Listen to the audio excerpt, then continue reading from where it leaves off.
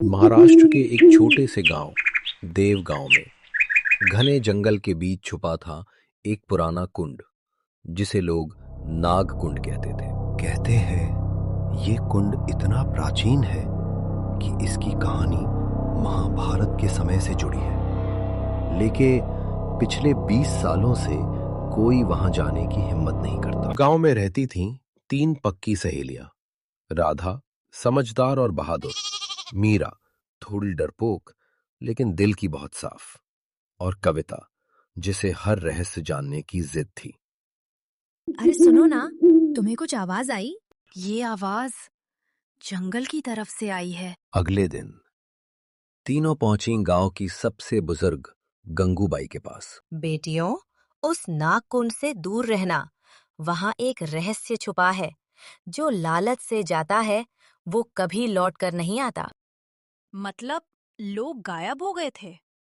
हाँ, कई साल पहले एक व्यापारी गया था, लेकिन फिर कभी नहीं लौटा। अगर ये सच है तो हमें खुद जाकर देखना चाहिए।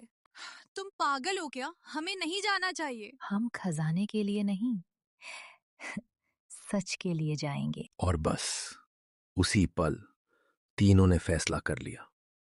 रविवार की सुबह वे नागकुंड जाएगी। रविवार की सुबह तीनों चुपके से जंगल की ओर निकल पड़ी। जैसे जैसे वे अंदर जाती गईं, जंगल की ठंडक बढ़ती गई। मुझे अच्छा नहीं लग रहा। चलो वापस चलते हैं। डरो मत, हम साथ हैं।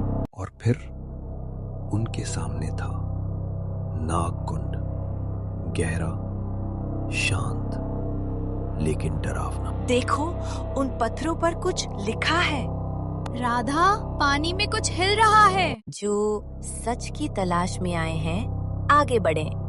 ये कौन बोल रहा है? हम सच जानने आए हैं। तुम कौन हो? मैं इस कुंड की रक्षक आत्मा हूँ। पानी से एक चमकता हुआ पत्थर ऊपर आया, धीरे धीरे किनारे की ओर बढ़ता हुआ। मैं इसे उठाती हूँ। जैसे ही उसने पत्थर को छुआ, पीछे की चट्टान हिलने लगी और वहां एक छुपा हुआ दरवाजा दिखाई दिया। दरवाजे पर लिखा था, सिर्फ सच्चे दिल वालों के लिए।